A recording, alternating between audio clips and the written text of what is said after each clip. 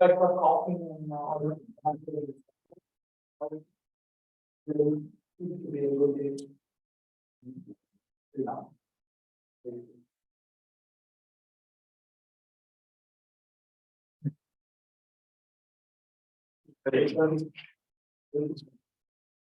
एवं बहुविधा यज्ञ विदिता ब्रह्मणो मुखे कर्मजान् विद्धि तान् सर्वान् एवं ज्ञात्वा विमोक्ष्यसे.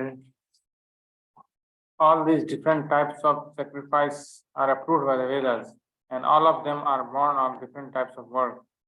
Knowing them as such, you will become liberated.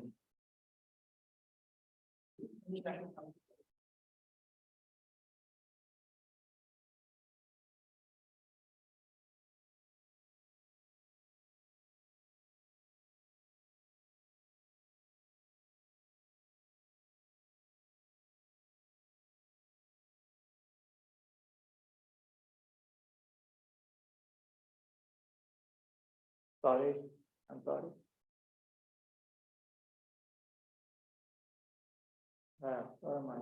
Know that these sacrifices are all born from activities of the body, mind, and words.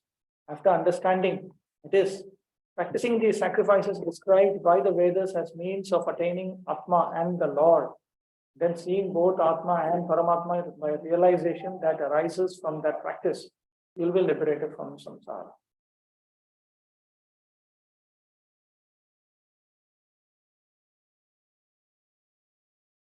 Different types of sacrifices discussed above are mentioned in the Vedas to suit the different types of worker. Because men are so deeply absorbed in the bodily concept, these sacrifices are so arranged that one can work either with the body, with the mind, or with the intelligence. But all of them are recommended for ultimately bringing about liberation from the body. This is confirmed by the Lord herewith from his own mouth.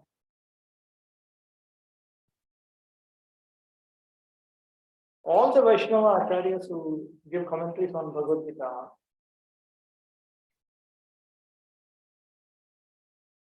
all of them, one point they make is this, that Lord Krishna really disliked Arjuna's not wanting to fight in the battlefield because he is a Kshatriya and it is a compulsory Varna Dharma. And, a compulsory Varna Dharma and a compulsory Ashrama Dharma for a man, that is as important as Sri Dharma for a woman. These are mandatory duties.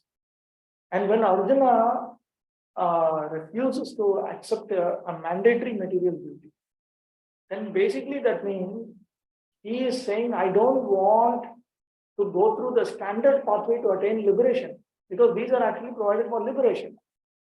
These material duties have been provided actually as means by which we can become pure at heart and then realize the Jivatma and then realize the Paramatma and then attain liberation. So this, when Arjuna says, I don't want to fight, the Acharyas explain that Lord Krishna's point is, that means what? You don't want detachment realization. So this is actually meant for this purpose. For this purpose. Now, even if you say, no, I don't want to go through the slow track, or even then for the fast track, you have to start from here. You cannot start from adharma. You have to give up adharma. So you cannot use adharma as your platform, just as a plane flies from the airport. You have to start from a particular point.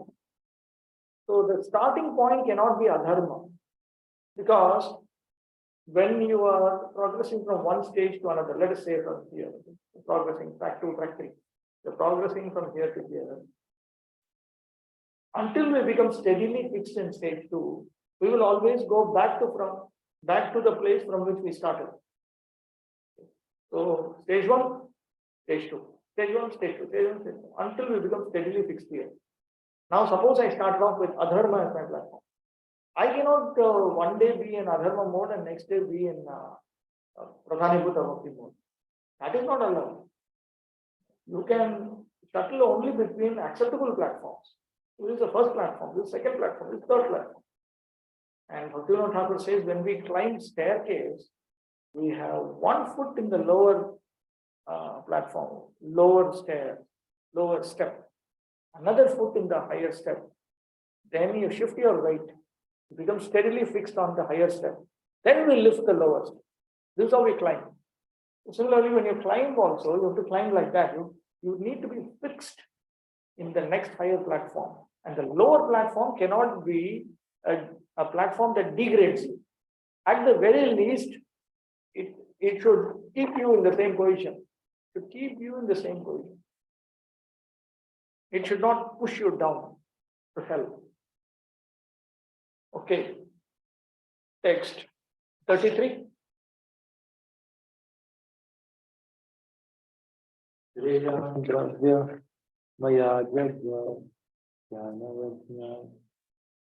परंतप सर्वं का कर्माखिलं अर्थ ज्ञान परिसमापते. Both the styles of enemy, the sacrifice performed in knowledge is better than the mere sacrifice of material possessions. After all, O son of Pritha, all sacrifices of work culminate in transcendental knowledge. All the types of karma yoga just described have 2 forms because of containing within them the quest for the individual atma, just like a forest. Externally, they are karma, but internally, they are jnana. Within all those different types of karma yoga, the jnana aspect of those actions is praised in this verse as the best. In the action having 2 forms, the jnana portion of the sacrifice is considered better than the gross portion consisting of action. Dravyamaya, meaning composed of material elements such as giving charity, stands for all the external methods mentioned, such as sense control and starving the pranas, life airs. The Lord further explains, when jnana appears, all karmas with their parts disappear. This is stated because it is known that a sadhana disappears with the attainment of the goal. The pursuit is over the moment you attain your desired destination. Bhaktivinoda Thakur. Even though one gradually attains jnana by all these yajnas, attains peace next, and finally develops auspiciousness of the jiva in the form of bhakti to me, one should understand one deep conclusion related to all yajnas. According to different types of steadiness, the yajnas are sometimes dravyamaya yajnas, yajnas concerned with material objects and goals. Sometimes they are jnanamaya yajnas. The jnanamaya yajnas are superior to the dravyamaya yajnas. O Partha, all karmas culminate in jnana. That means all material duties, all varna dharma, ashrama dharma, stri dharma, they are all meant to take you to spiritual realization of the Jivatma first, the Paramatma next. That is why they are there. All material duties are meant for detachment and realization. You can see here on the second stage also.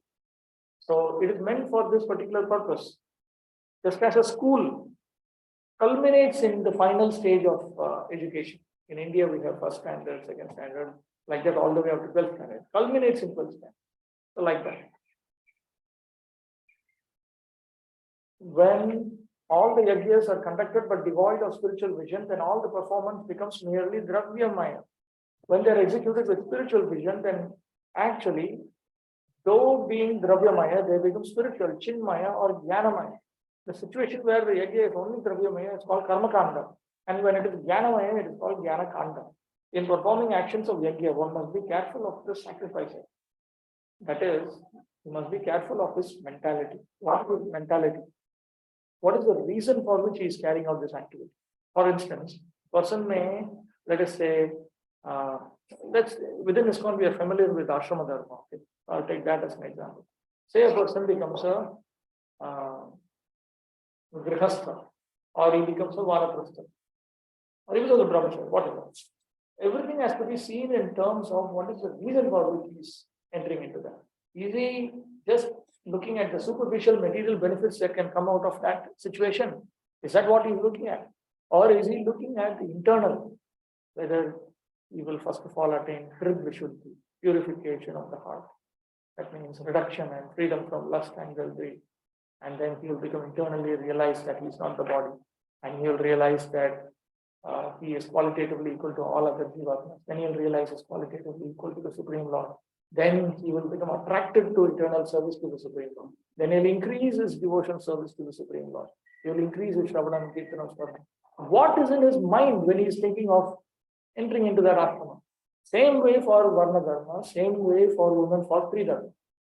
Everywhere there's a superficial aspect and there is a deeper aspect.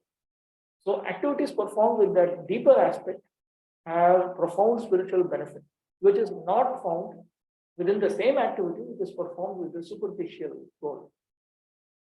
That is Krishna's point here. The purpose of all sacrifices is to attain at the status of complete knowledge, then to gain release from material miseries, and ultimately to engage in loving transcendental service to the Supreme Lord, Krishna Lord. Nonetheless, there's a mystery about all these different activities of sacrifice, and one should know this mystery. Sacrifice sometimes takes different forms according to the particular faith of the performer.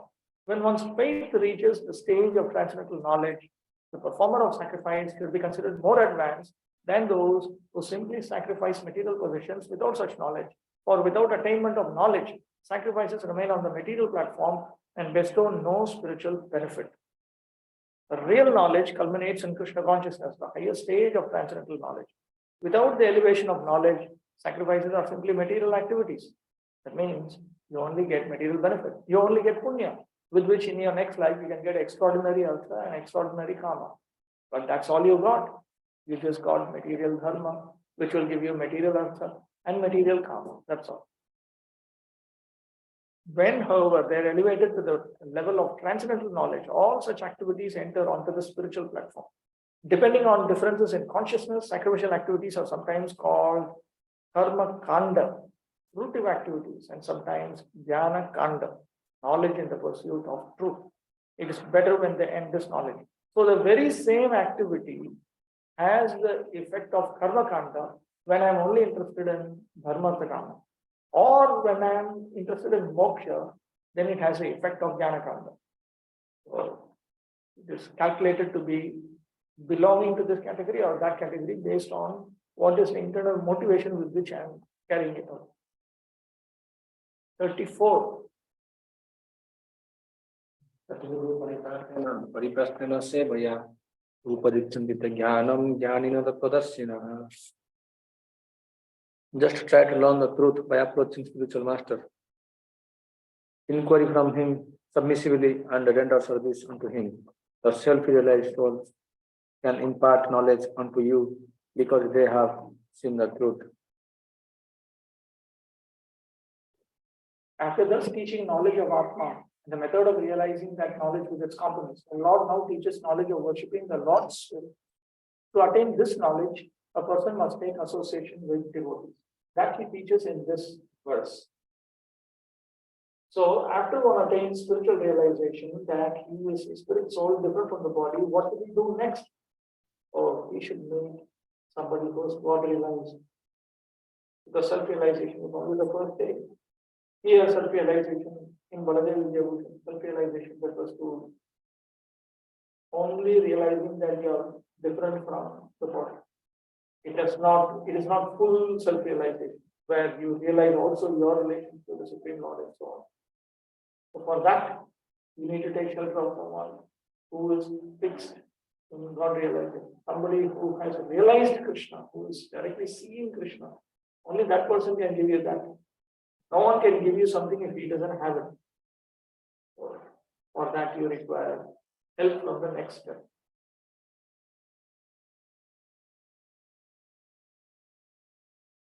Bhakti will not happen. If you say that it is difficult to distinguish between the Dravyamaya and Jnanamaya Yajna, I teach this. Take shelter of a guru who sees Tattva in order to attain knowledge. After considering these distinctions, after offering respects to the guru who sees Tattva, satisfy him by serving him sincerely. Ask questions concerning Tattva. He will teach you knowledge. Can someone read a Prabhupada's purport? Nice purport. path of self-realization is undoubtedly difficult. The Lord therefore advises us to approach a bona fide spiritual master in the line of disciplic succession from the Lord Himself. No one can be bona fide spiritual master without following his principle of disciplic succession. The Lord is the original spiritual master, and a person in the disciplic succession can convey the message of the Lord as it is to his disciple. No one can be spiritually realized by manufacturing his own process, as is the fashion of the foolish pretenders. The Bhagavatam 6.3.19 says, Dharmam tu sakshat bhagavat pranitam. The path of religion is directly enunciated by the Lord. Therefore, mental speculators or by dry arguments cannot help lead one to right path, nor by independent study of books of knowledge can one progress in spiritual life. One has to approach a bona fide spiritual master to receive the knowledge.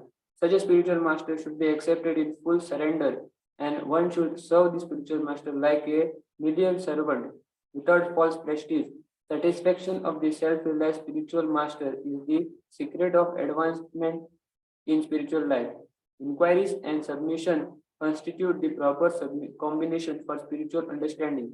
Unless there is submission and service, inquiries from a learned and spiritual master will not be effective. One must be able to pass the test of spiritual master, and when he sees the genuine desire of the disciple, he automatically blesses the disciple with genuine spiritual understanding.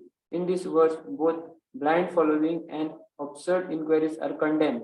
Not only should one hear submissively from the spiritual master, but one must also get a clear understanding from him in submission and service and inquiries. A bona fide spiritual master is by nature very kind towards the disciple. Therefore, when the student is submissive and is always ready to render service, the reciprocation of knowledge and inquiries become perfect.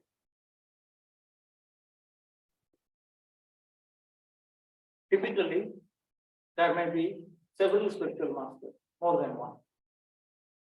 The self-realized souls, plural, can impart knowledge unto you because they, plural, have seen the truth. Upadeshyanti in Sanskrit is plural. They, plural. No, not they. Jnaninaha, plural. Tattvadarshinaha, plural. They're all plural. But one can only take initiation from one person. Diksha, normally we take from several. Okay, so there are different aspects here. Actually, in this very verse, you notice here the Shishya Kartavya and Guru Kartavya, the duty of the Shishya and the duty of the Guru. The first half teaches us the duty of a Shishya, the second half teaches the duty of a Guru. Now, in Vedic culture, you will notice one feature.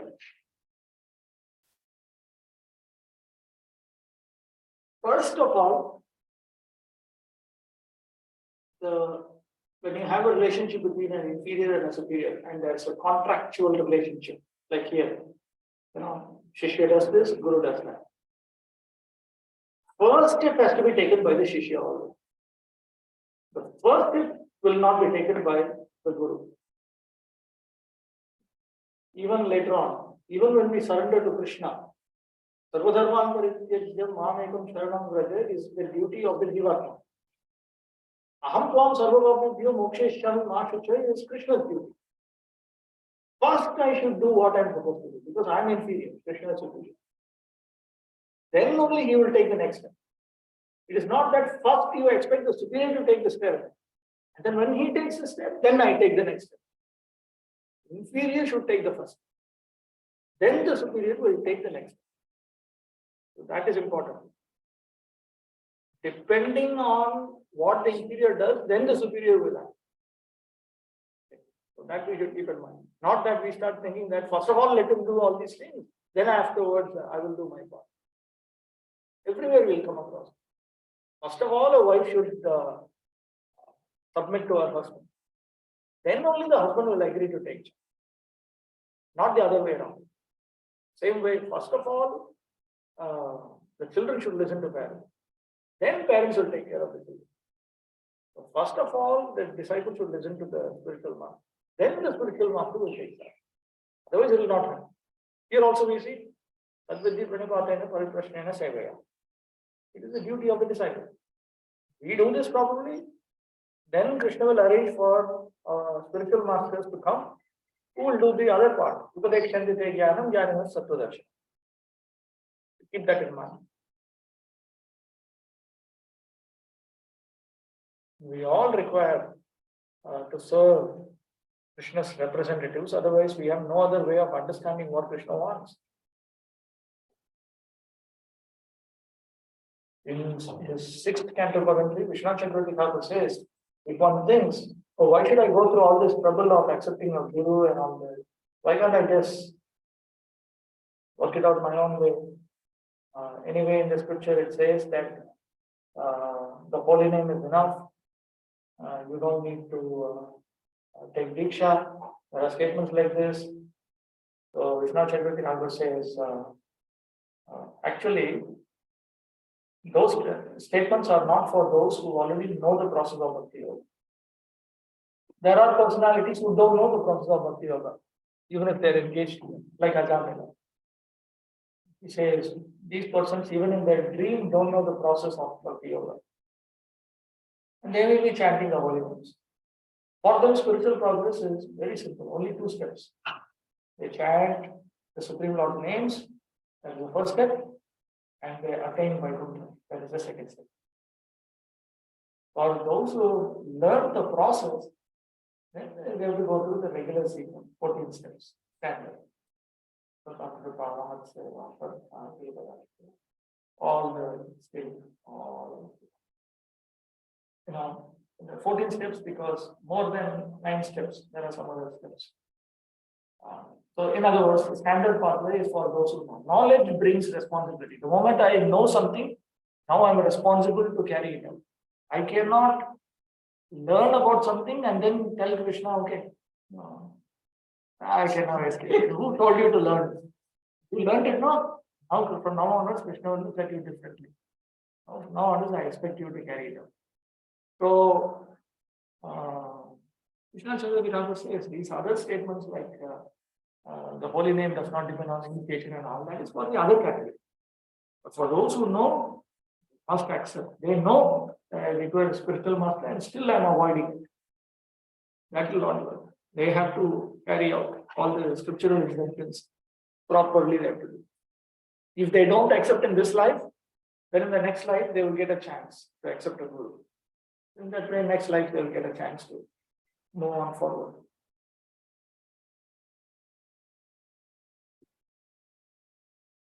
Okay, text 35. Yajgadva Punarmoham Evam Yasya Sipandava Yena Bhutanya Sheshani Drakshasatmanya Brahmani. Having obtained real knowledge from a self-realized soul, you will never fall again into such illusion. For by this knowledge you will see that all living beings are but part of the Supreme, or in other words, that they are mine. This verse describes the result of this knowledge, meaning the result of realizing Paramatma, the Supreme Lord. Realizing this knowledge of Paramatma along with that of Jivatma, you will not again fall under bewilderment, which causes you to think that you are killing your relatives. Why will I not fall under bewilderment? By this knowledge, you will see all bodies of men and devatas actually situated separately as jivas with material identification. And you will see those bodies situated in me, the Lord of all, the cause of everything, as they are my products. What has been said is this: the jivas are different from their 2 bodies, gross and subtle, but are opposed to the Lord. Thinking of their benefit, my energy furnishes the jivas with a sense of possessiveness within material bodies, with material facilities. By that Maya, they also take on the occupation, the conceptions of killers and persons that are killed. However, their true, pure forms do not have relationship with this misconception or with those bodies. The Paramatma, the Lord of everything, supplies to the jivas under his shelter bodies and senses meant to support their bodies. and happiness and enjoyment within planets according to their individual karmas. But when worshipped by them, he also awards them liberation. The person who understands this cannot fall under bewilderment. Today, you are eager to give up your swadharma of fighting because of bewilderment. When you obtain knowledge of tattva taught by Guru, this bewilderment will not take shelter of you. By this knowledge of tattva, you will know that all beings from human to animals are situated as one spiritual tattva, jiva. They are all one spiritual tattva in the form of jiva. Their material difference occurs because of upadhis. All this is situated in me. Bhagavan, the supreme cause, in the form of the effects of my Shakti. What's an upadhi? Material designation. Okay, I will not go into various complicated details. Upadhi is a little bit more sophisticated than what we normally think it is. Explain it. Suppose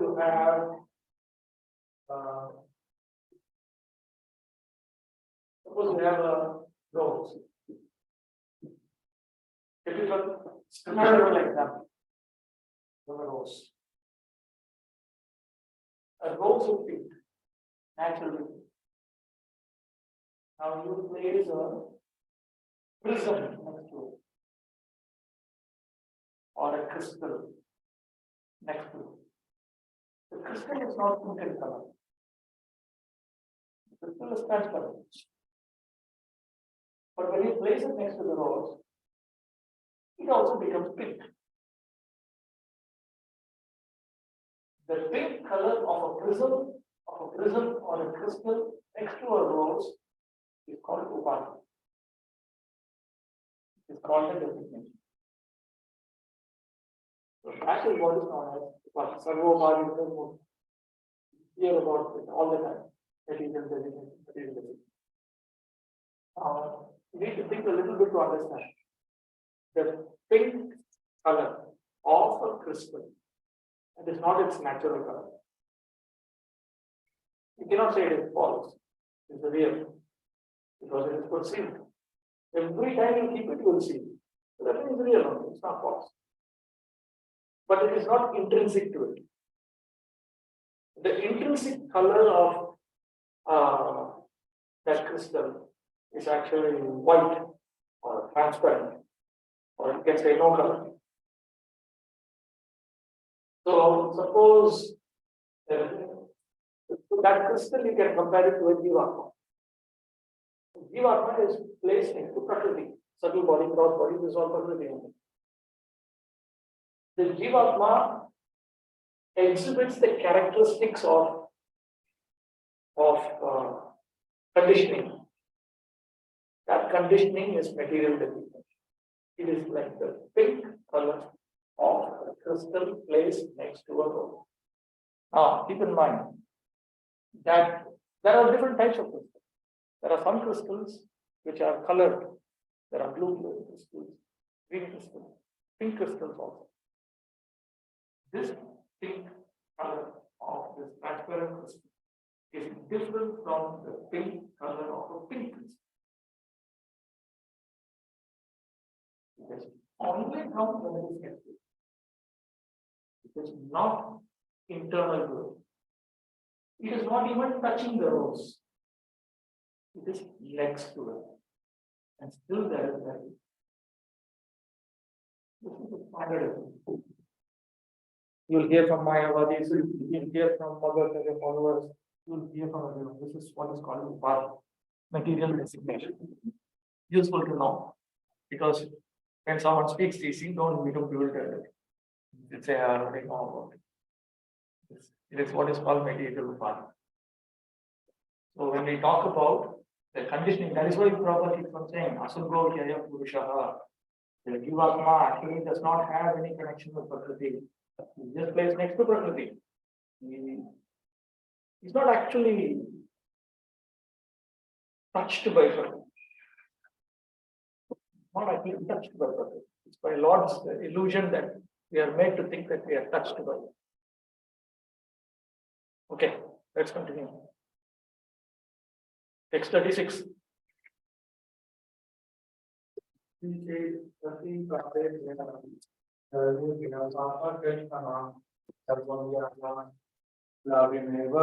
Vijinam Santarisasi. Even if you are considered to be. I didn't read out the purpose. There are some portions from this which are very, very important.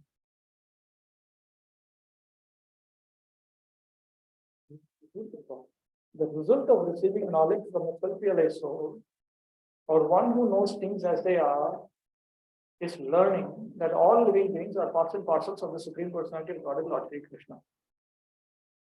Okay, now look at the second line of this verse, text 35. Look at the word meanings. Yena, by which, Bhutani, living entities, Asheshani, all, by which all living entities, Drakshyasi, you will see, which means, so far the meaning is by which, meaning because of which, because of this knowledge, you will see that all living entities, Atmani, in the Supreme Soul, you will see that all living entities are in the Supreme Soul. Athavu, or in other words, Mayi, in me. You will see that all living entities are in the Supreme Soul. In other words, you will see that they are in me. In Sanskrit, this kind of expression called Saptami, the seventh case, indicates that you are dependent. Gurau Tishtati, a standard textbook example. He is staying here under the care of his guru, literally. I mean, literally it means he's staying under his guru. So the seventh case has this meaning. You will see that all living beings are under me. They are under the Supreme. So the result of receiving knowledge is that all living beings, that you will realize that all living beings are parts and parcels of the Supreme Personality of Godhead. So the result, Krishna does not say, by which you will realize that all the spirit souls are me. He is saying, you will realize that all these creatures, all the living entities are in the Supreme Soul. They are in me. That means they are under me. They are under my control. They are maintained by me. They are dependent on me. That's what it means. The sense of an existence separate from Krishna is called Maya. Ma, not, ya, this. Something that we have nothing to do with Krishna. That Krishna is only a great historical personality and that the Absolute is the impersonal Brahman. Factually, as it is stated in the Bhagavad Gita, this impersonal Brahman is the personal effulgence of Krishna. Krishna as the Supreme Personality of Godhead is the cause of everything. The Mayavadi philosophers wrongly think that Krishna loses his own separate existence in his many expansions. This thought is material in nature. We have experience in the material world that a thing, when fragmentally distributed, loses its own identity.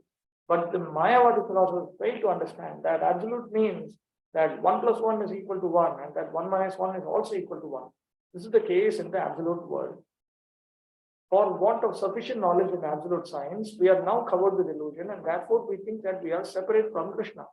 Although we are separated parts of Krishna, we are nonetheless not different from him. We are qualitatively not different from him at all. The bodily difference of the living entities is Maya, or not actual fact. We are all meant to satisfy Krishna. By Maya alone, Arjuna thought that the temporary bodily relationships with his kinsman was more important than his eternal spiritual relationship with Krishna. The whole teaching of the Gita is targeted towards this end, that a living being, as Krishna's eternal servitor, cannot be separated from Krishna. And his sense of being an identity apart from Krishna is called Maya. A child is born from a mother and a father. The child is maintained by the mother and father.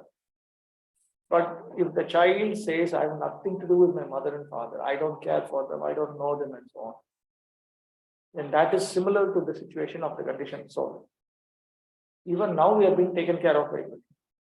because he is the one who's providing all the background facilities required for us to be taken care of according to our karmic reactions. He is the one who's actually providing all these facilities. But still, we have the sense that I have nothing to do with the Supreme Personality of Godhead. That sense is produced by Maya. The living entities as separate parts and parcels of the Supreme have a purpose to fulfill. Having forgotten that purpose since time immemorial, they are situated in different bodies as men, animals, demigods, etc. Such bodily differences arise from forgetfulness of the transcendental service of the Lord. But when one is engaged in transcendental service through Krishna consciousness, one becomes at once liberated from this illusion. One can acquire such pure knowledge only from the bona fide spiritual master, and thereby avoid the delusion that the living entity is equal to Krishna. Perfect knowledge is that the Supreme Soul Krishna is the supreme shelter for all living entities, and giving up such shelter, the living entities are deluded by the material energy, imagining themselves to have a separate identity.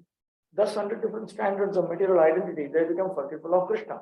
When, however, such deluded living entities become situated in Krishna consciousness, it is to be understood that they are on the path of liberation as confirmed in the Bhagavatam.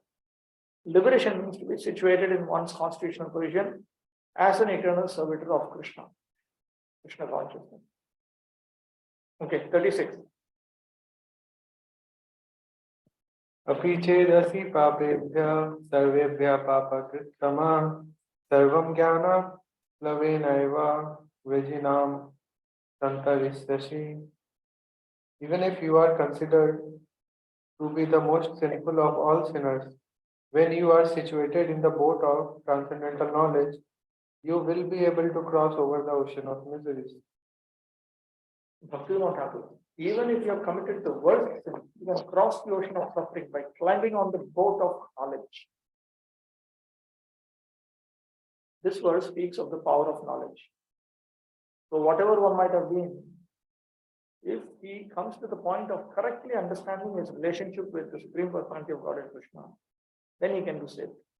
Proper understanding of one's constitutional position in relationship to Krishna is so nice that it can at once lift one from the struggle for existence, which goes on in the ocean of nations.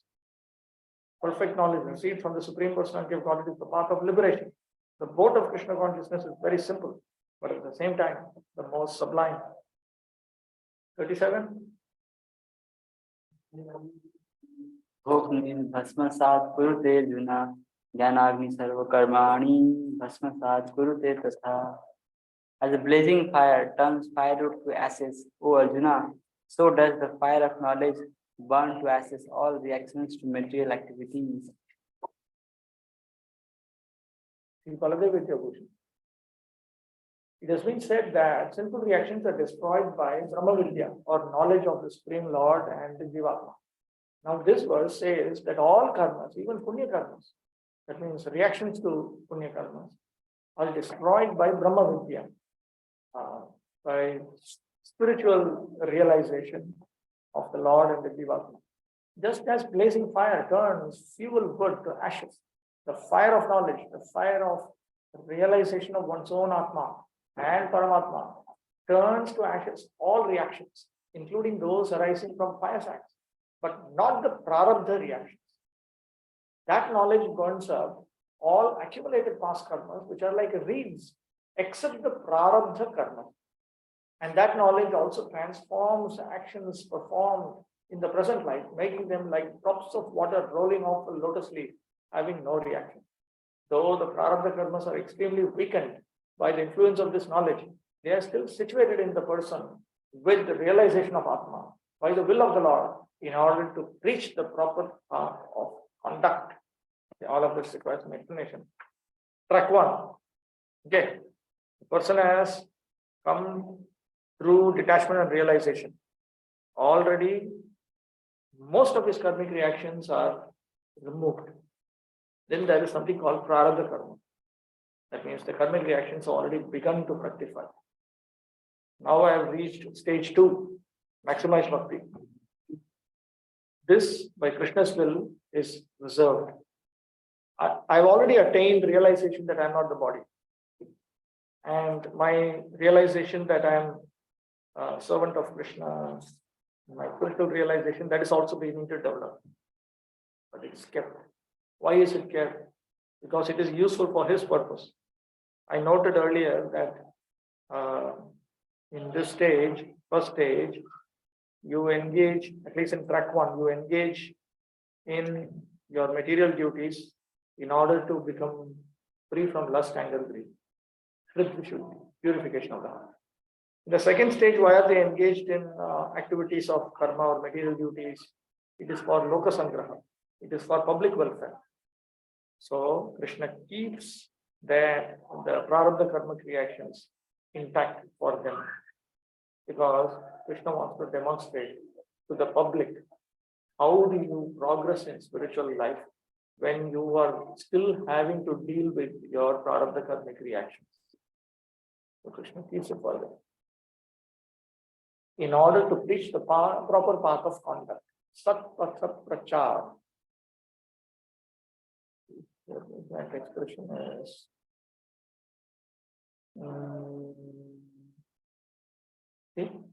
Sat prachararthaya hare richayaiva atma anubhavini avasthapayati. So the Supreme Lord himself places this. The Shruti says, the realizer of Brahman overcomes all reactions to sinful and pious actions of both accumulated and present types. The meaning of the verse is this: the realizer of Brahman. Brahman in the Upanishad refers to Paramatma and Bhagavan. In the Upanishad, Brahman, Paramatma, Bhagavan is just synonymous.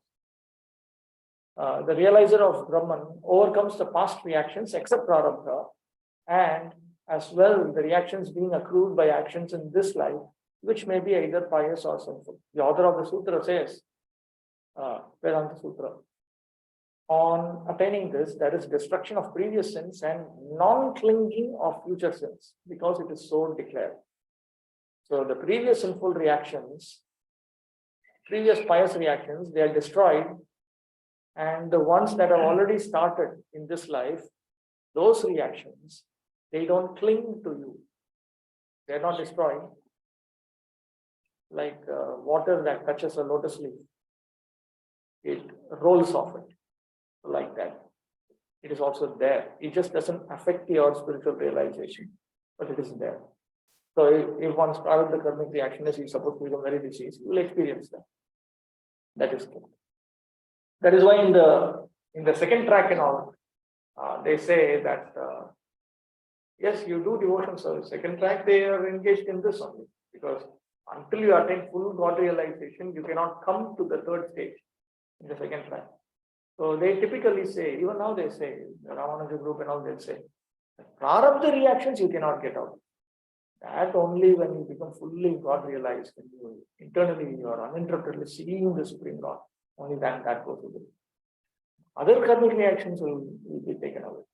So in the second stage, all karmic reactions are not removed. Prarabdha reactions are kept. Only that portion is kept. Let me read out Prabhupada. Perfect knowledge of self and super self and of their relationship is compared here into fire. This fire not only burns up all reactions to impious activities, but also all reactions to pious activities, turning them to ashes. There are many stages of reaction. Reaction in the making, reaction fructifying, reaction already achieved, and reaction a priori. But knowledge of the constitutional position of the living entity burns everything to ash. When one is in complete knowledge, all reactions, both a priori and a posteriori are consumed. In the Vedas, it is stated, one overcomes both the pious and impious reactions of Bhaktivinoda. What does he write? O Arjuna, just as a blazing fire burns to ashes all feeble birth, the fire of knowledge turns to ashes all karma, means all karmic reaction. It destroys the aprarabdha and kriyamana karmas and makes the prarabdha karmas weak. Aprarabdha, those which are in queue for enjoyment and suffering in a future lifetime. Kriyamana, the ones that I'm currently generating, because for every non-spiritual activity that a human being from the age of 14 does, male or female, you will get enough karmic reactions for minimum 10 lifetimes. So it is all being generated. Kriyamana. So aprarabdha and kriyamana karmic reactions are destroyed. Kriyamana means while being generated. Prarabdha means karmic reactions which have already begun. The moment I am born, then my karmic reactions for this particular body have begun. This particular, what do I call it? Group of karmic reactions or lot of karmic reactions. This has already begun to produce it. That is called prarabdha. That Krishna will not touch. When one comes to this point. When one comes to the full point of Kevala Bhakti, in track 3, this problem is not there. In track 3, everything is removed, including prarabdha karmic reactions. Everything is taken. But that requires that one has only one goal, which is Prema Bhakti, not even desiring liberation.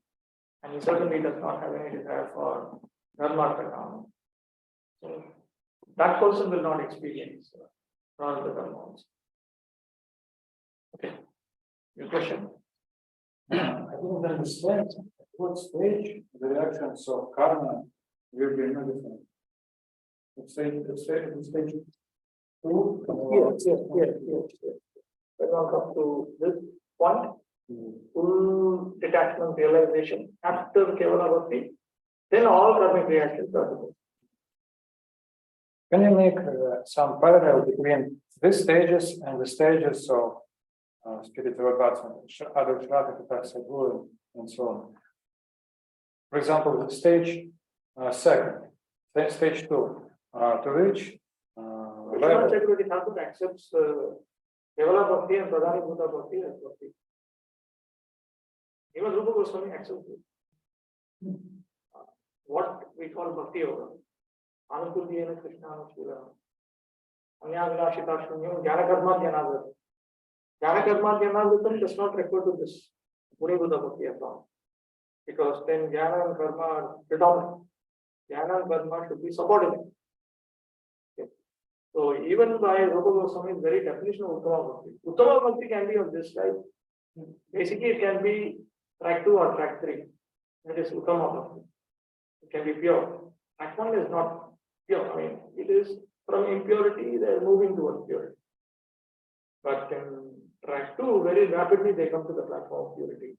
Track 3, even more fast, they come to the platform of purity. Anyavilashita Shunyam means stage 3 at least. Stage 2. The stage 2, which will take them to Vaikuntha, up to Vaikuntha. It cannot take it beyond Vaikuntha. But only for tracks 2 and 3. For track 1, it's not Anyavilashita Shunyam. Not at all. They already have so many desires. It's not Anyavilashita Shunyam. But they have clearly limited their desires also. First of all, it is within the sinless category. Even within that, they are limited. Because only material desires which don't obstruct them. Anything which obstructs them, they will not accept. It has to be on the way. It has to be on the way. But this Pradhuni Bhuta Bhakti, this is Brahma Bhuta Prasanatma? No. The stage of Brahma? No. Definitely here.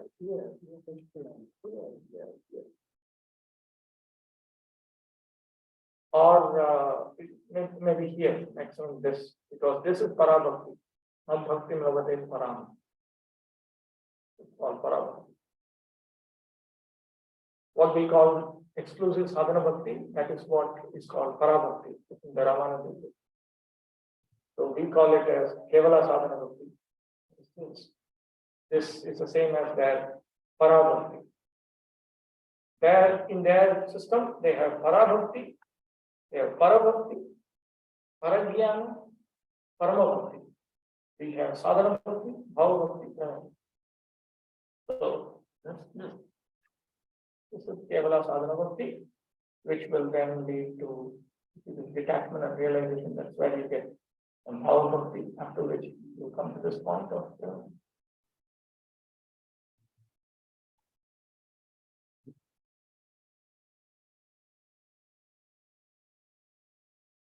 okay, let's continue. Okay.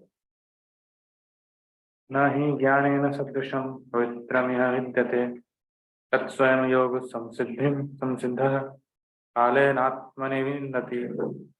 In this world, there is nothing so sublime and pure as transcendental knowledge. Such knowledge is the mature fruit of all mysticism. And one who has become accomplished in the practice of devotional service enjoys this knowledge within himself in due course of time. In this world, there is nothing as pure as jnana or spiritual tattva, spiritual principles. After some time, you will attain this knowledge as the true result of Nishkama Karma Yoga of your Atmas. By this statement, it should be understood that peace, the result of knowledge, is better than knowledge. One cannot say that there is nothing as pure as jnana. There is no more excellent tattva than jnana. Another name for peace is taking shelter of the Lord's feet. That will be described at the end. So the idea is first karma, then jnana, then bhakti. And if you want to look at it in terms of the results of karma, the result of karma is dharmarthaka, trivarna. And then you come to the result of jnana, which is moksha. Then the result of bhakti is prema, Krishna prema. So in other words, as we progress, like I showed you, this part. Initially, but no place for adharma. Adharma is the main. Okay? Similarly, I engage in my material duties. I also engage in the Sattvic 21 duties. I also engage in the 9 duties, one or more of the 9 duties. And then gradually, I progress towards, I only engage in the common duties, the 30 common duties. Then I engage only in the spiritual aspect of the common duty. When that happens, internally also, my desires will continuously become upgraded. Initially, I may have desires for dharma, artha, kama, moksha, prema, everything, a big mess, everything we want. But then, as we progress, then our desires for dharma, artha, kama reduce, and so then our desire for liberation also will go. So in that way, gradually, we should keep checking whether these things are happening.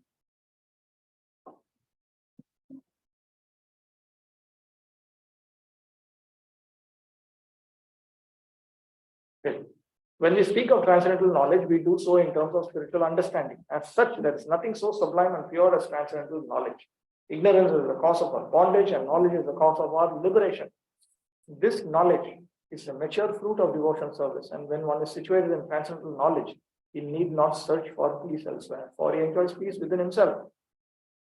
In other words, this knowledge and peace culminate in Krishna consciousness. 39. Shabda labate jnanam tatpara samyatendriya jnanam labdva param shantim achire nadhikachati.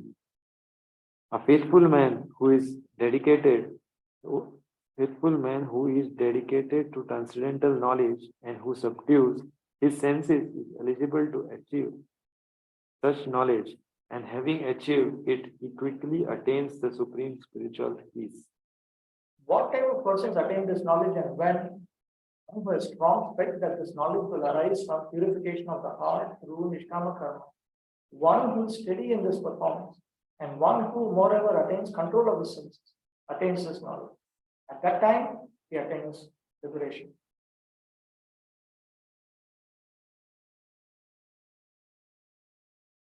Attentive and controlling the senses. Having faith, a person attains knowledge. The person who has no faith in Nishkama Karma Yoga is not qualified for Jnana. Undertaking Nishkama Karma Yoga with faith, the person very quickly attains the highest peace. I will explain this highest peace. One is called a faithful man, who thinks that simply by acting in Krishna consciousness he can attain the highest perfection.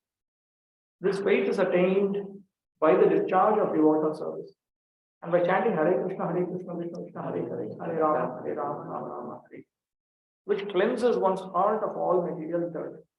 Over and above this, one should control the senses. A person who is faithful to Krishna and who controls the senses can easily attain perfection in the knowledge of Krishna consciousness without delay. 40. Yajnasta savadhanasta samsayatma vinisati nayam lukasti na paro na sukham samsayatmanaha. But ignorant and faithless persons who doubt the revealed scripture don't attain God consciousness. They fall down. For the doubting soul, there is happiness neither in this world nor in the next. Sri Varadev Vidyabhushan. Having described those qualified for knowledge and the results, the Lord now describes the unqualified person and the result for that person. The ignorant person, like an animal with no knowledge of scriptures, or the person who, in spite of having knowledge of scriptures, has no faith, since he has a quarrelsome nature, or the person who, in spite of having faith, doubts if he can attain the perfection, this person is destroyed. This means he deviates from his own interest. Among these persons, the one with doubts is especially criticized. This doubtful person does not have happiness derived from the gross world or the next world. Happiness is generated from actions prescribed by scripture. That action is accompanied by knowledge of the individual Atma. Where is that happiness for one who has doubts about attaining the goal? So he is not going to get anything. That person who is ignorant of the nature of karma and has no faith in it is always doubtful. This person has no auspicious. That person who is ignorant of scripture has no faith in it, is always doubtful, has no auspicious. Among such people, he who is filled with doubt does not attain happiness in this life or the next, because suffering in the form of samsara destroys his peace. People who are almost like animals have no faith in or knowledge of the standard revealed scriptures, and some, even though they have knowledge of or can cite passages from the revealed scriptures, have actually no faith in these words. And even though others may have faith in scriptures like Bhagavad Gita, they do not believe in or worship the personality of God Shri Krishna. Such persons cannot have any standing in Krishna consciousness. They fall down. Out of all the above mentioned persons, those who have no faith and are always doubtful make no progress at all. Men without faith in God and His revealed word find no good in this world nor in the next. For them, there is no happiness whatsoever. In other words, doubtful persons have no status whatsoever in spiritual emancipation. This is another thing, internal criteria. If we have doubt, we cannot progress in Krishna consciousness, which means freedom from lust, anger, greed will not be given to us. Lust, anger, greed cannot be freedom from lust, anger, greed cannot be accomplished by our own endeavor. Krishna has to give it to us.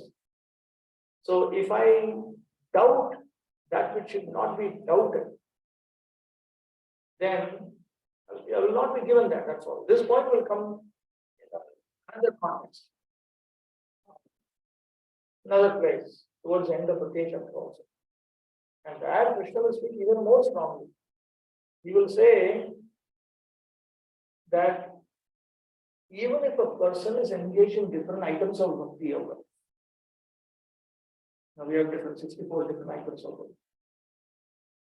If he doubts Krishna being the Supreme Personality of Godhead, then he is actually a bhakta, non-devotee. So he will not attain any of the effect of bhakti. That is why I said there are different aspects of Krishna consciousness, 4 aspects. Pratha, faith, prajna, understanding, spritha, desire, kriya, activity. We need to have the right type of faith and avoid the wrong type of faith. We need to have the right type of understanding and avoid the wrong type of understanding. We need to have the right type of desire and avoid the wrong type of desire. And we need to do the right thing and avoid the wrong thing in activity. So if all of that is okay, then it's fine. I remember once while explaining it to some devotees, they still could not understand. Then what I did was, I created one Excel file and I put in column all the 8: proper faith, improper faith.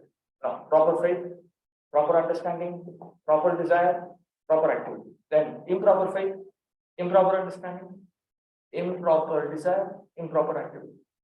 Then I showed all the different combinations. Yes, no. Yes, no. In that way, I showed all the outcomes for 256 combinations.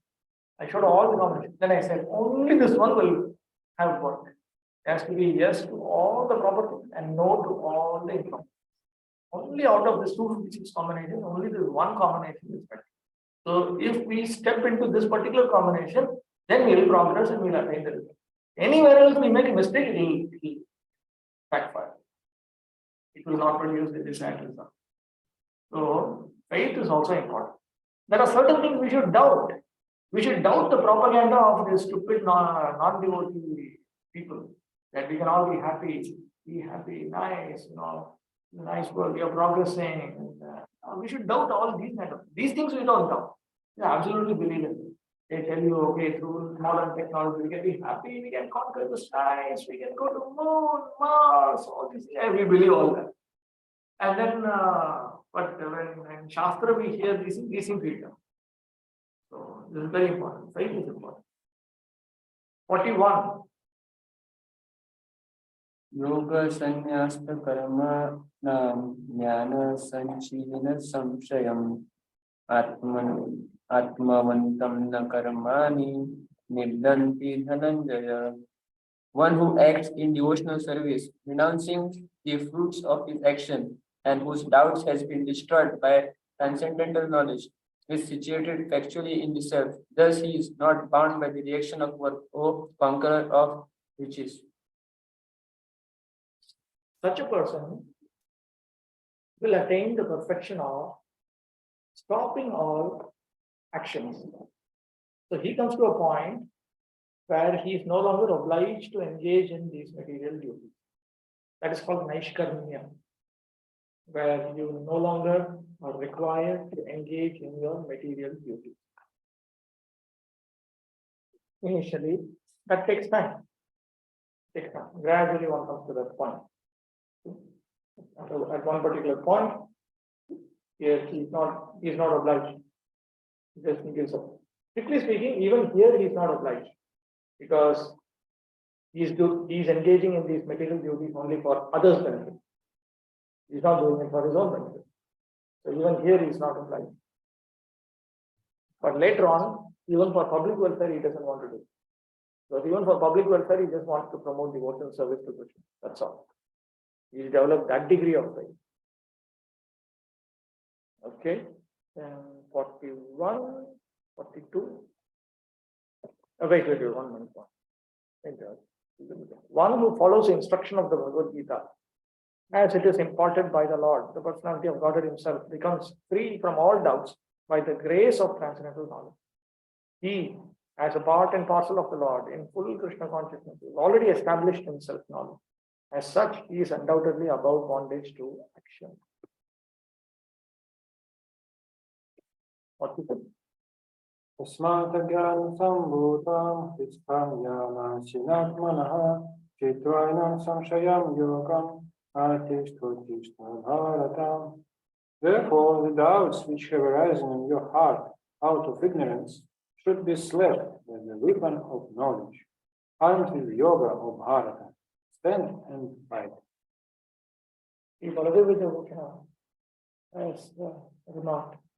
With the sword of knowledge taught by me, cut the doubt in the heart concerning the Atma and perform Nishkama Karma as taught by me. For that purpose, stand up. See, for that purpose, you should stand up. Don't stand up just to win this war and enjoy this kingdom and get materialistic. It's for the purpose of internal self-realization, God realization. For that purpose, stand up and fight. Same activity, but for a more mature purpose. The conclusion of 4th chapter. Karma or action has two parts like grain with its husk. Vyamshakam dhanyavat karma, uchamsha ivatandulaha. As the rice is superior to the husk, jnana is superior to the gross part. Shreshtham dravyam shato jnana iti puryasti nirma. That is the conclusion of the 4th chapter. So you have rice, you have the rice grain covered by its husk. But we refer to the whole thing as rice. We cultivate rice in the field, we get it. So we know that the outward portion is not important, it's the inner portion that we get to kind. Similarly, in the activities of Varna Dharma, Ashrama Dharma, Sri Dharma, and so on, the outward aspect is just the particular types of activities. Kshatriya is supposed to fight, Brahmana is supposed to be non-violent, Vaishya is supposed to engage in certain activities and even charity, Shudra should be very quietly, submissively serving the higher three varnas. These are all external aspects. But internally, one may attain realization of the spirit soul. You may attain Kridvishuddhi, purification of the heart. So that is more important. That is more important. That is spiritual realization, detachment. Okay, can someone read out Bhaktivinoda Thakur's report? To text 42. Mohan Rada 42.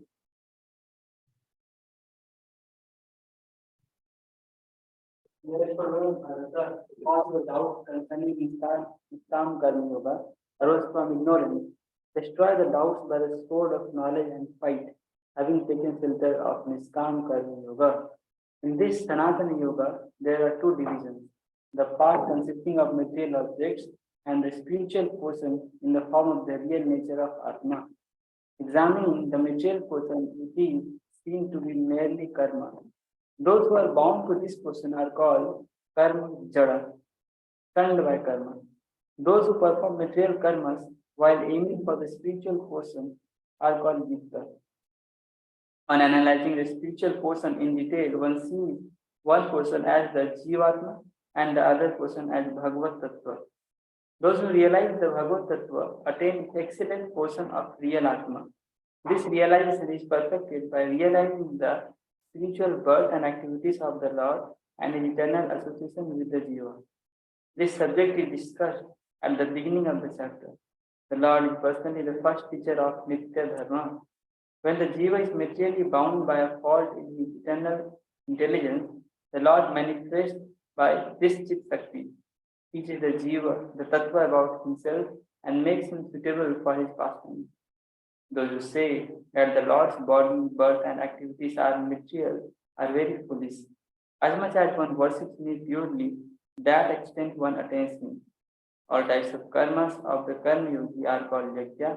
All types of yajna in this world, such as Daiva yajna, Brahma yajna, Brahmacharya yajna, Jriya Medha yajna, Samyama yajna, Ashtang Yoga yajna, Tapo yajna, Dravya yajna, Swadhyaya yajna, Varnashrama yajna, are all filled with karma. In all of them, whatever spiritual portion of real nature of Atma is present, that should be sought. Doubt is the greatest enemy of knowledge of Tattva. A faithful person taking instruction on this Tattva from a suitable knower of Tattva becomes a knower of Atma, and removing all doubt for attaining the real nature of Atma takes support of Karma Yoga to the extent that there is a relationship with matter. The yoga system instructed in this chapter is called Sanatana Yoga, or eternal activities performed by the living entity. This yoga has two divisions of sacrificial actions. One is called sacrifice of one's material possessions, and the other is called knowledge of self, which is pure spiritual activity. So, in other words, there is the external aspect, and there is the internal aspect. The external aspect also involves sacrificing something in order to attain a superior benefit. If sacrifice of one's material possessions is not doubted for spiritual realization, then such sacrifice becomes material. But one who performs such sacrifices with a spiritual objective or in devotional service makes a perfect sacrifice. When we come to spiritual activity, we find that these are also divided into two, namely understanding of one's own self or one's constitutional position and the truth regarding the Supreme Personality of Godhead. One who follows the path of Bhagavad Gita as it is can very easily understand these two important divisions of spiritual knowledge. For him, there is no difficulty in obtaining perfect knowledge of the self as part and parcel of the Lord. And such understanding is beneficial for such a person can easily understand the transcendental activities of the Lord. In the beginning of this chapter, the transcendental activities of the Lord were discussed by the Supreme Lord himself. One who does not understand the instructions of the Gita is faithless and is to be considered to be misusing the fragmental independence awarded to him by the Lord. In spite of such instructions, one who does not understand the real nature of the Lord as the eternal, blissful, all-knowing personality of Godhead is certainly fool number one. Ignorance can be removed by gradual acceptance of the principles of Krishna consciousness.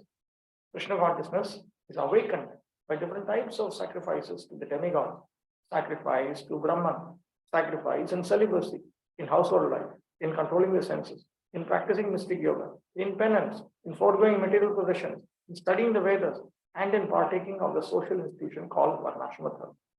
All of these are known as sacrifice, and all of them are based on regulated action. Regulated action means regulated by Vedic scriptures.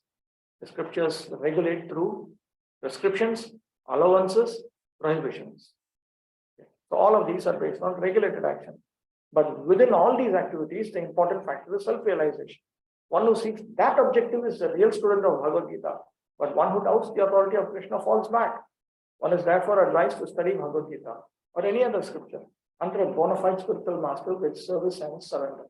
A bona fide spiritual master is in the disciplic succession from time eternal, and he does not deviate at all from the instructions of the Supreme Lord, as they were imparted millions of years ago to the Sun God, from whom the instructions of Bhagavad Gita have come down to the earthly kingdom.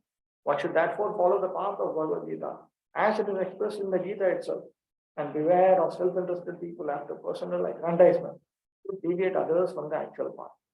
The Lord is definitely the supreme person, and his activities are transcendent. One who understands this is a liberated person from the very beginning of his study of Bhagavad Gita. Previously, Prabhupada said that through these different sacrifices, like sacrifice to demigod, sacrifice to Brahman and all that, we cannot become Krishna conscious. That Krishna consciousness was independent of it. Now he is saying that Krishna consciousness is awakened by all these sacrifices. How do you reconcile both of these?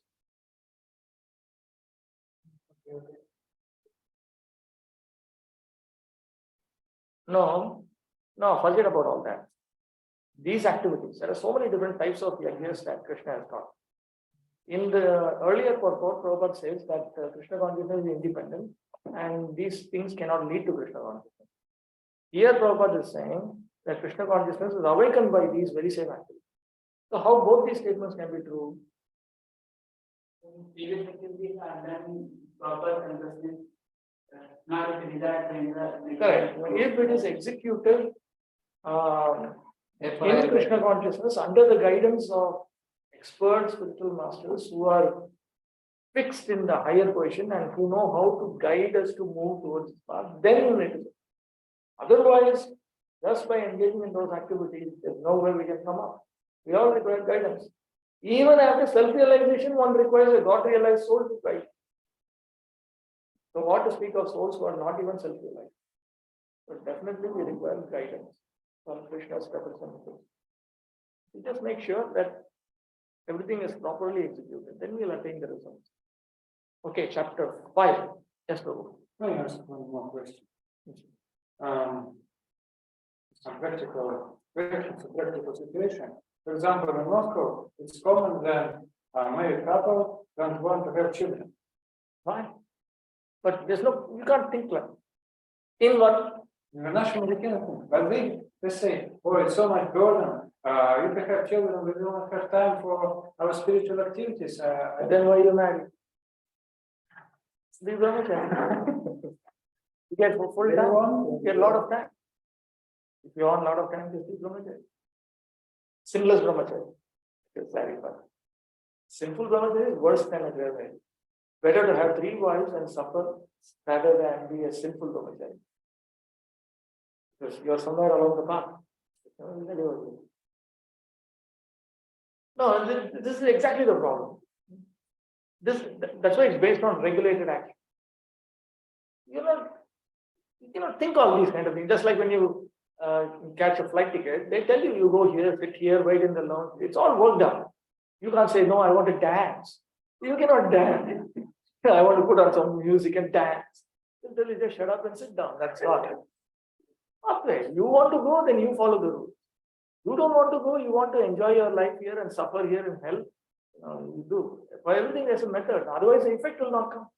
Otherwise, our lust, anger, greed will not go. Our anarthas will not go. There are 16 anarthas. It's not 1 or 2. You have 16. You have to strike off each one. Not you know this given. But for anartha liberty, all these rules have to be followed. See, it is one thing if we cannot beget a child. It's very common now. Half the world is crying they have children, half the world is crying they don't have children. This is just natural misery. But to not want to have children, what is that? they want to progress in track 3. But they want Track 3, but track 3 is for Nirashrama. Very clearly, Baladev Vidyabhushan says right in the beginning, for Nirashrama. For those who are renunciate, there's a time for that. Time for that. But in Prabhupada's time, or even the Hastras, they lived in temple. For example, Yamuna Mataji, she acts like, can we say that she acted like devotee on track 3, like an irritation? Yeah, Prabhupada actually during his time, initially I sent that document. No? Initially, he only expected that devotees would engage in Krishna consciousness alone. And when they were married, I've even heard this. He expected that those who are married, they'll be married for 2, 3, 4 years and have a child, then the husband should take sannyas and wife should be in the Gurukula in training of the children. That's all. Haribol. That's Nirapeksha, track 3. What? No more remarriage, no sinful activity, no remarriage. That's all. That's all. That is track 3. That we cannot even imagine. We cannot imagine that. What is some terrible? What is this? First thing they'll tell you, are you a Vaishnava or Asura, Rashtra, or what you are? How can you give such a terrible proposal? We are ordinary human beings. Come on. No, I need to just be normal, natural. What is there? You want to have a wife? Have a wife. That's okay. Actually, anyone is, it is only a shameful activity to, let's say somebody wants to marry when he's 60 years old. That is also actually allowed in Vedic Shastra. It's not a crime. It's not a crime. It's just a shameful activity. It's not a sinful activity. That's a very strange thing to do. Because if we just a little bit austerity, then next lifetime again when you'll be youthful, you can marry. No? It's like asking for some Sunday feast at night 11 o'clock. You just go to the fridge and eat some fruit, something, go to sleep, and tomorrow next morning, mommy will give you nice food. So every lifetime is like a day, you know. You just work it out, big deal. There are certain things you need to do when you're young. I mean, ideal. It's very strange. It's not wrong. It's not wrong. It's not sinful. Let me say it. The Vedic system is open to all these arrangements. Now, why we are so paranoid about it? Want to have a child? Well, big deal. What's wrong with having a child? Have many children. In fact, the more children you have, the better it will have. And actually, our devotees are so paranoid. The Muslims have more faith in Allah than our devotees. They marry, they happily have children. Lots of children. 5, 6, 7, 2 digits also sometimes. 10, 12. And they very openly they say, when God makes arrangement for marriage, He has already made arrangement for the financial arrangement for the wife's children. Everything is taken care of. I should just follow. Be Muhammad, everything will come. They have much more practical faith. Our people now, funny ideas they have. So from where money will come. What is this silly thing? You follow dharma, will come. Dharma rakshiti rakshitaha. You protect dharma, dharma will protect you. Which is ordinary faith that even karmakanda Hindus have. That much faith also we don't have. You think what? Krishna is some miser or what? He doesn't have money. He presses one button, he'll give you 1 lakh. What's the big deal? You follow dharma, everything will come. From where it will come, we don't know. It will come. Without this degree of faith in Vedic Shastra, that is called astikya. It is not even the Shraddha of Rupa Goswami. It's very, very basic astikya. Astikya means you accept that everything taught in Vedic Shastra is bona fide. That means if I do it, everything promised in the Vedic Shastra will come. The Veda clearly says, you follow dharma, you will get artha and kama. In this lifetime, you will get little artha, little kama. But in next lifetime, you will get even more. The common argument is now in Kali Yuga, Varnashrama is broken, so the only hope is holy name. And if we have, for example, if we have a child, then we will have very, very little time for Shravan and Kirtana. But if we are free from no, but you see, first of all, if I have to combine the senses with the sense object, which practically means if I have to fulfill my 6 urges, there are only 2 ways to do it. I can do it within Vedic Dharma, or I can do it outside of Vedic Dharma. This is what is called material life. Fulfilling Vacho Vegam, Manaso Krodha Vegam, Jitva Vegam, Udara Upasta Vegam. 6 are there. Either I can fulfill them within dharma or I can fulfill them outside. And in Bhakti Yoga, you are not actually interested in fulfilling the 6 urges. So that is why pure devotees are not bothered. That is why Prabhupada says that ultimately we want to come to the point where we don't engage in eating, sleeping, mating, defending. We simply want to engage in devotion service to Krishna. Okay. So if I'm not interested in that, I'm not interested in any of these things. And I don't require a spouse and all that. No, why that is even required? Why I need to have a wife in the first place? Putrartha kriyate varya. You accept a wife in order to have a child. If you start saying all, then the wife also may divorce you, and then why you marry? If you start thinking, oh no, then because if you don't have a wife, you'll have no time for chanting, no. And for the woman also. If for Nirapeksha, example of Gargi, a lady, Sanyasini, unofficial, Sanyasini. Use her as an example. Women also can be Nirapeksha, men can also be Nirapeksha. Vishnupriya Devi was simply sitting and chanting, no. Lord Chaitanya had taken sannyas. Lord Chaitanya was there, he was fully engaged in devotion service to Krishna. And Vishnupriya Devi was also doing the same thing. That is, she is the ideal for ladies who want to be Nirapeksha. In fact, she would chant one round and then move one piece of rice grain and store it. And after she had completed her quota, that much she would cook and she would eat. Tapasya. Lord Chaitanya was exhibiting tapasya that side. He is Pativrata. He is Lakshmi's incarnation. Naturally, whatever vow is accepted by the husband, wife will also accept. He is also accepting same as well.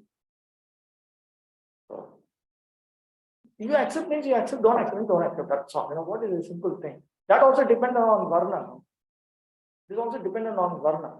If Brahmanical couples, they should, it's part, you know, you marry, whether you like or dislike each other, you are supposed to engage in the duties of family life. You're supposed to have a child, you're supposed to have a child, that's all. Fine. Jagannath Mishra and his wife, they had what? 10 children. Lord Chaitanya was a 10th child. 8 daughters and then 2 sons. It's just normal. Only now we are so getting suddenly paranoid about overpopulation. If the world is overpopulated by the Hare Krishna, it's good only. There is no harm with that. Bhakti Vinod Thakur writes in Chaitanya Shikshamrita 6 ways to spread Hari Bhakti, and the 6th way is by having children. Have children. What is this? Come on, this also we need to say. Even the Christian will tell you that. The Muslim will tell you that. Jew will tell you that. Even the Buddhist will tell you that. Who believes in nothing. Even he'll tell you that. Because children, you know, they listen to parents, no. Children listen to parents. They may not listen 100%, but at least some effect is there. Some effect is there. Some effect is there. And you follow dharma, they will like you. Unless if you cannot say, you know, because if one has united with one's wife, or if a lady is united with her husband in the wrong time, the wrong state of consciousness, that will reflect in the child. This is all occupational hazard. What can be done? This is part and parcel of the miseries of family life. But these miseries can give you spiritual realization. There's so many things that need to be done. There are daily duties. I showed you, there's Nitya Dharma, there's Naimatika Dharma. So many things need to be done. Family life is a big thing. First of all, family means 3 generations have to live together. 3 generations have to live. So we can say to them that otherwise you will entertain the detachment and the religion. So No, you don't understand. Actually, I don't say all these things at all. I simply say that spiritual progress means that we don't have lust, anger, kama, krodha, lobha. These are 3 gateways to hell. No controversy about this. Bhagavad Gita itself says it. These 3 should reduce. When devotees hear it, they themselves understand this is not happening. This is not happening. They themselves say it's not happening. Didn't happen for 30 years, not in my life, not in people I know. And then I say, I don't know what we are all doing. That's all. It's simply not what is taught in Bhagavad Gita, Bhagavatam, Chaitanya Charitamrita. We are just doing something. That's all. That we can go on doing life after life. But unless we are pure, we will not get the result. And then finally, if you say, no, but I want Kripa Siddhi, I don't know how to help someone who wants Kripa Siddhi. There is no rule, regulation for Kripa Siddhi. You say that Krishna should come in one airplane and take you away. I cannot help. Sadhana Siddhi. In fact, generally, devotees who have desire for Kripa Siddhi and all, I just respect them from a distance. I don't know how to, I cannot, what I can do about it. If you have a desire for sadhana siddhi, at least there are rules, regulations, even by Goswami. Standard regulations. Kripa Siddhi what? Then anything can happen. You cannot say that Nityananda Prabhu is beyond rules. Yes, Nityananda Prabhu is beyond rules. So are you going to depend on that? Okay, depend, go. But don't be surprised if no magic happens. And that some devotee you thought is a great soul, liberated soul. He is reborn in the next life and he himself identifies, I am that person, and gives all evidence, I am that person. Then the community gets a shock. No, what we thought that he's a liberated soul. He's not a liberated soul, that's all. So some of us learn slowly. Takes time. We must. How much time do we have? I am going to. No, I'm going to take another. I don't want to cross it over here. That's too much. We have 2 verses to cover for 5th chapter. Let's read through. Chapter 5, Karma Yoga, Action in Krishna Consciousness. Text 1. Text Arjuna Vacha Sanyasam Karmanam Krishna Punayogam Cha Samsasi Yachreya Etayorekam Tanme Brohe Sunishtitam. Arjuna said, O Krishna, first of all, you asked me to renounce work, and then again you recommend work with devotion. Now will you kindly tell me definitely which of the 2 is more beneficial? Jnanada karma shraishyam sukarat vadena hari shuddhasya tat akartritvam tvayeti tvayetyadi praha panchame. In the 5th chapter, Hari speaks of the superiority of karma over jnana because of such reasons as easy performance. In other words, this is a point which Ramanujacharya has emphasized greatly. He says, you see these beauties of jnana that I brought up from Bhagavatam, which is coming in several scriptures. These are all considered to be activities of jnana. Ramanujacharya says, when one executes one's karma duties with proper spiritual understanding, then that is actually far better than engaging in jnana duties. The reason why he's saying that is, you see in this chart, I have shown that karma is predominant in the first. It's karma predominant, karma jnana bhakti. There is something else which is jnana predominant, karma jnana bhakti. That means that is what is called jnana yoga. There you give more time to these 21 items. So that is technically called jnana yoga, jnana predominant, karma jnana bhakti. And Ramanujacharya, he very emphatically says, karma yoga is far superior to jnana yoga. Even if you are fully realized soul, you realize you are not the body, even then, he says, karma yoga is superior to jnana yoga. Because it is safe, it is easier to do, far safe. So in fact, he recommends from here, we should move to the next stage. There's no need to become a sannyasi and so on. Not like this pathway. This pathway is there on here. Here, this only jnana and bhakti means that one has to officially become or unofficially become a sannyasi. That's what it actually means. Within ISKCON, we may not understand it, but outside they clearly understand. When you say only jnana and bhakti, it means leading the life of a genuine sannyasi. Whether you wear that dress or not, that is not the point. But you have accepted that. So Ramanujacharya was always conscious of challenges and difficulties involved in that. Ramanujacharya favored the Grihastha actually. In his writings, he very openly he favors Grihastha. He says that the Grihastha is safe. But Madhvacharya, he favored renunciation. Yes. He says that we should skip stage 2. No, not like that. Not like that. He's simply saying that either karma can be predominant or bhakti can be predominant. That's all. Don't go into a stage where jnana is predominant because vast majority of people cannot handle it. That is Ramanujacharya's view. In the 5th chapter, Hari speaks of the superiority of karma over jnana because of such reasons as easy performance. He also speaks about giving up performance of karma yoga by the person who is pure. In the 2nd chapter, having explained that realization of Atma is a cause of liberation for the person desiring liberation, Krishna explained the necessity of Nishkama karma as a means towards that end. In the 3rd and 4th chapters, he explained that there are no actions for that person who has attained realization of Atma. There are no actions means he is not obliged to engage in any material activity, material duty.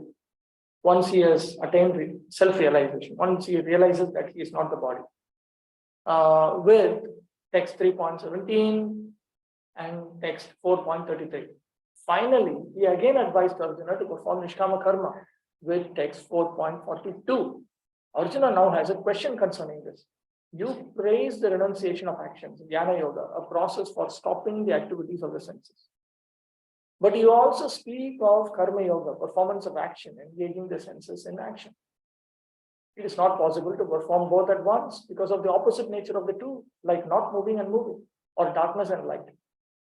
See, Krishna had pointed out that in that Yagya description, he says, no, that is the external aspect.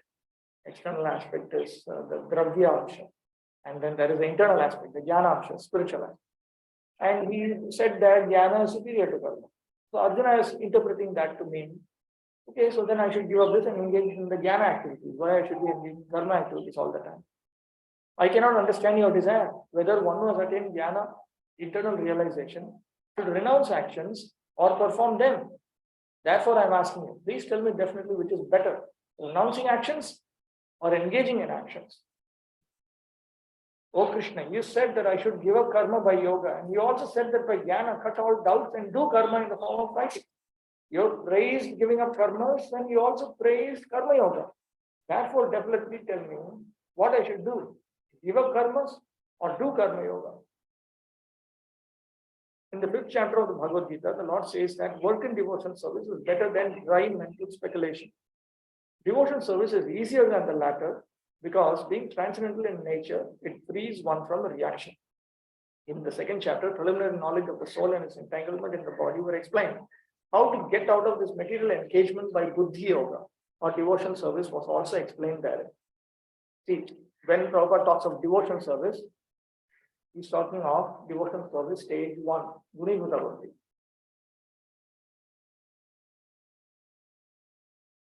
In the 3rd chapter, it was explained that a person who is situated on the platform of knowledge no longer has any duties to perform. And in the 4th chapter, the Lord told Arjuna that all kinds of sacrificial work culminate in knowledge.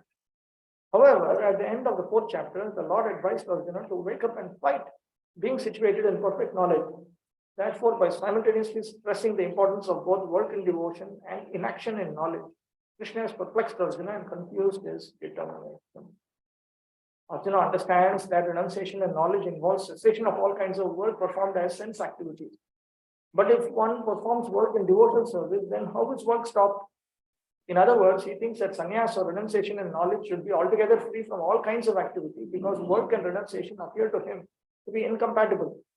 He appears not to have understood that work in full knowledge is non-reactive and is therefore the same as inaction. He inquires, therefore, whether he should cease work altogether or work with full knowledge.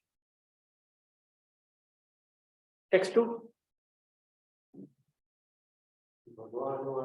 Sannyasa karma yogascha Nushreyasa karo Tayostu karma sannyasat karma yoga vishishyate. Personality of Godhead replied, the renunciation of work and work in devotion are both good for liberation. But of the two, work in devotion is better than renunciation of work. Asked by Arjuna, the Lord speaks. Both are beneficial, since they both lead to liberation. But karma yoga is better than jnana yoga. In other words, karma predominant karma jnana bhakti is better than jnana predominant karma jnana bhakti. The meaning is this. Karma yoga does not bear the same faults that arise in practicing jnana. But because of containing jnana within it, it brings about steadiness in jnana. For one who has renounced action because of steadiness in jnana, if he develops a fault in his consciousness, he must again perform karma yoga to correct the fault. In other words, let us say I have progressed from karma predominant karma jnana bhakti to jnana predominant karma jnana bhakti, and I do something wrong. That means I still have a tendency to do that wrong thing.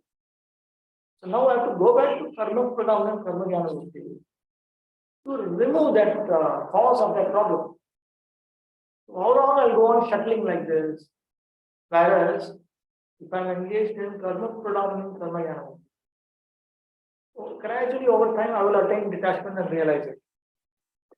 And while I'm going through these challenges, I just do the same activity again. Then I will get more detachment and realize it. I don't need to do something else. It's like one activity is self-sufficient. It will help me. This is the injunction of scriptures for remedying the problem. Statements concerning renunciation of action actually mean that when one attains absorption in Atma, then all actions leave that person spontaneously. Okay. How exactly one comes to this point of reducing his dependency on material duties in stage 2 or in stage 3? It's not that he is consciously giving up these material prosperity. Okay, from now onwards, I will not do. He loses the inclination for it. So, just like in winter, we wear winter clothes. And as the season changes and we move towards spring and summer, without a second thought, we remove it all. So, like that, spontaneously, we will give up. So, the wording that is used is, you don't give up these karma duties. These karma duties will give you up. They will go away from you spontaneously. Okay, then all actions leave that person spontaneously. Therefore, karma yoga is better because it is easier to perform, because it is safer, because it contains jnana within it. 3 reasons. It's easier to perform. It is safer, contains jnana within it. Whereas if you go to this pathway and we move into this, then when you develop some material desires, what do? Stuck now. So therefore that fear is there.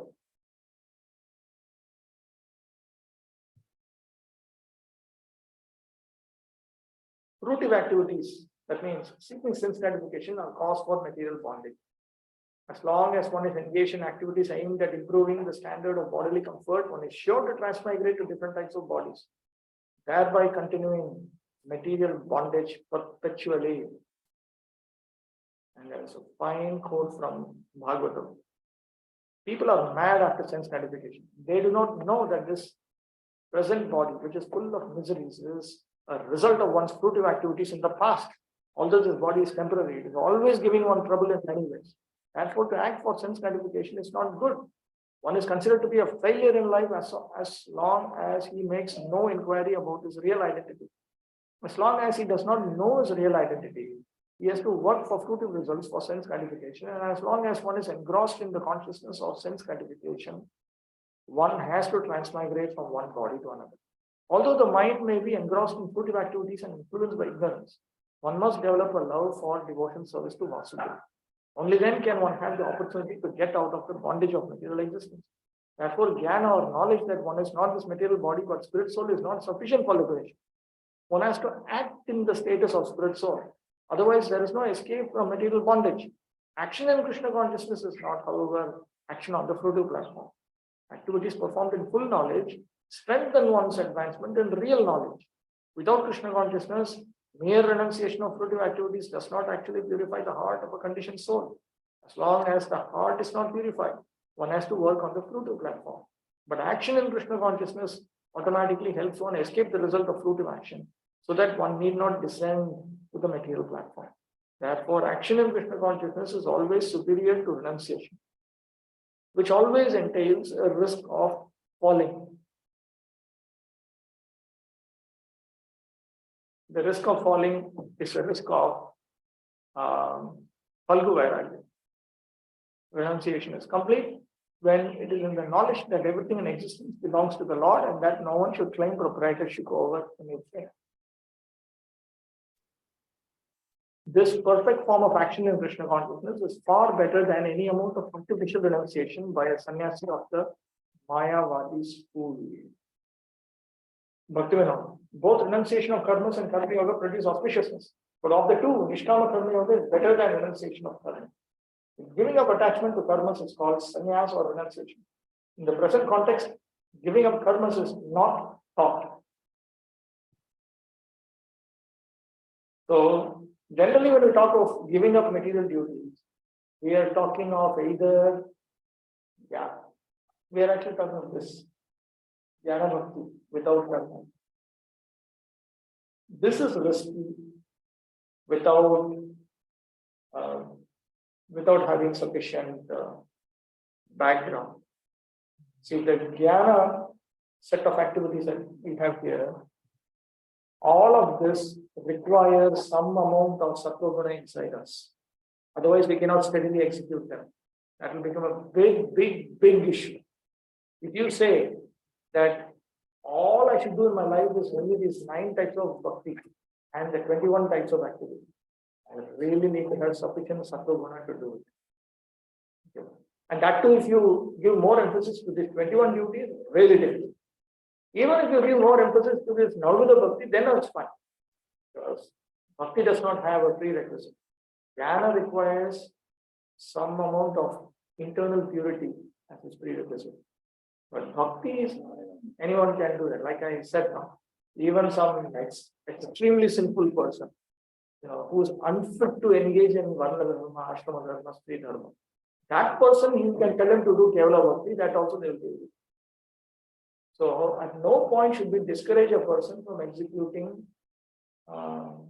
like this, for instance. Kevala Bhakti. Kevala Bhakti is fully okay. Or even Pradhani Bhuta Bhakti, that's also okay. Because it's Bhakti. Bhakti does not have prerequisites. All you need to have is either faith and enthusiasm, or you need to have detachment.